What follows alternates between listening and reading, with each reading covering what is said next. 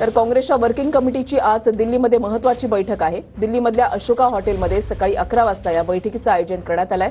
राहुल गांधींच्या विरोधी पक्षनेते पदाबाबत निर्णय होणार अशी माहिती सूत्रांकडून मिळतेय आणि आज संध्याकाळी काँग्रेसच्या संसदीय दलाची सुद्धा बैठक होणार आहे।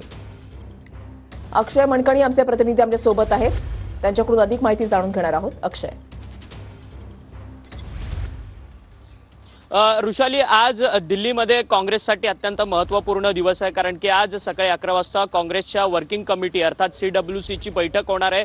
या CWCच्या बैठकीमध्ये खरं तर सगळ्या देशभरामध्ये काँग्रेसच्या लोकसभेच्या परफॉर्मन्सच्या संदर्भात चर्चा होणार आणि संसदेमध्ये आता विरोधी पक्षनेता कोण असणार, अर्थात राहुल गांधी विरोधी पक्षनेत्याची भूमिका जी आहे ती सांभाळणार का, या देखील संदर्भात चर्चा केली जाणार आहे। आणि त्याचसोबत संध्याकाळी 5:30 वाजता काँग्रेसच्या सर्व खासदारांची बैठक जी आहे ती सेंट्रल हॉलमध्ये बोलवण्यात आलेली आहे आणि त्या सेंट्रल हॉलच्या बैठकीमध्ये खासदारांकडनं गटनेता अर्थात संसदेमध्ये काँग्रेसचा गटनेता संसदीय नेता कोण असणार आणि त्याचसोबत संसदेमध्ये काँग्रेसची धुरा सांभाळणारा विरोधी पक्षनेता कोण असणार, या सगळ्या संदर्भात चर्चा केली जाणार आहे। खरं तर राहुल गांधी यांचं नाव विरोधी पक्षनेता पदावरती आघाडीवर असल्याचं अनेक खासदारांकडनं कळतंय। खरं तर अनेक खासदारांची राहुल गांधी यांना पसंती आहे, कारण की गेल्या काही महिन्यांपासून राहुल गांधी ज्या पद्धतीने आपली आक्रमक भूमिका मांडताना पाहायला मिळतात। अर्थात राहुल गांधी यांच्या भारत जोडो यात्रा आणि भारत जोडो न्याय यात्रेच्या संदर्भात